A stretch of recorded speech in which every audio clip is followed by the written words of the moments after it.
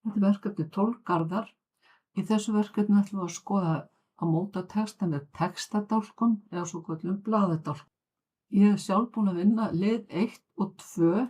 Í lið 1 er talað að setja haus á skjalið og í 10 punkta letri. Þið gerið það sjálf og stilla spássjör. Þið gerið það 2,5 cm allan hringinn og síðan á að setja fyrirsagnastílana sem eru tilbúnar fyrirsagnastílar í Word á allar fyrirsagnir. Það er búið á feitletraðir hjá okkur í skjalinu, auðvelt að sjá það. En við ætlum sérst að velja heading 1 sem er hérna undir Home Styles á fyrstu fyrirsögnum að þjóðgarðar og síðustu sem eru nokkrar heimildir.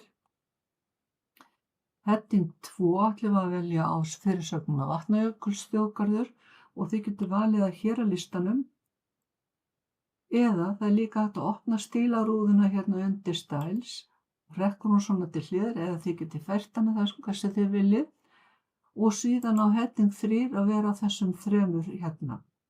Það er fyrirsögn á 3. þrepi, Skaftafell, Svartifoss og Sandfell. Ég ætla að loka stílarúðunni hérna hjá mér þannig að hún sé ekkert að þvælast hér fyrir. En fyrsta efnisgreinin á að vera bara óbreytt og ná hér á milli spássíðu eins og hér. Síðan ætlum við að velja næstu 2 greinar þar á eftir, ekki fyrirsögn á þessa fyrstu og við ætlum að setja þennan texta í blaðadálka. Valmyndin er undir Layout, Columns.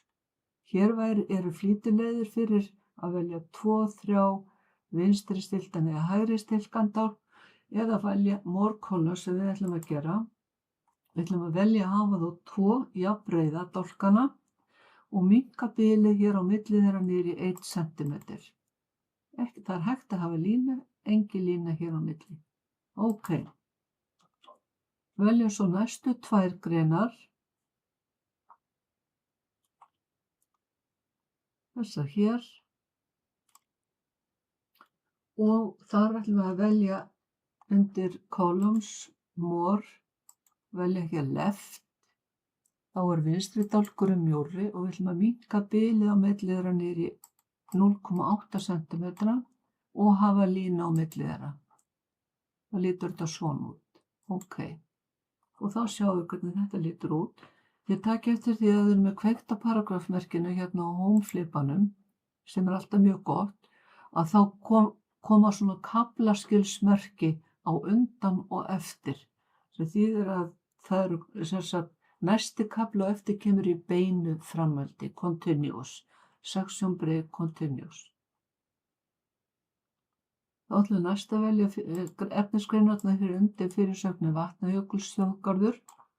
Veljum Layout og Columns og hér ætlum við að velja undir More Columns að þessi Right. Þá er hægri dálkurinn mjórri.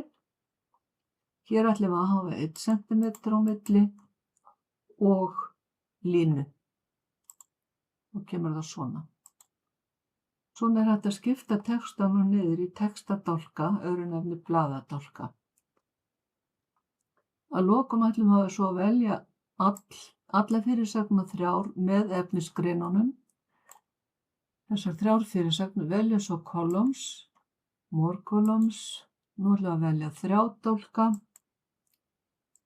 Ekki línu á milli en minnka hins vegar bilið niður í 0,7 cm. Og þetta lítur svona út. Hérna raðast þetta ágætlega að því leyti að það er hver fyrirsögn yfir hverjum kafla eða dálki. Ef að það gerist ekki, þið þurfum að stýra textaflæðinu í dálkunum, þá notið þið svokölluð column break. Þá getum við sett inn kaflaskil með Ctrl, Shift og Enter eða undir Breaks, kolum hér. Þá getum við stýrt textaflæðinu í dálkunum. Þá erum við bara eftir að setja hérna hangandi inndrátt á heimildirnar hérna lest. Notum flýtiskreipurinn á Ctrl og T. Það er búið að skáletra það sem á að skáletra en svo þurfið þið bara sjálf að skipta löngum orðum á milli línu. Og til þess að sé ekki svona gleiður textin. Einfaldast er að skipta þeim með Ctrl og striki. Hvannadalshnúk og þið bara gerið þetta svo sjálf.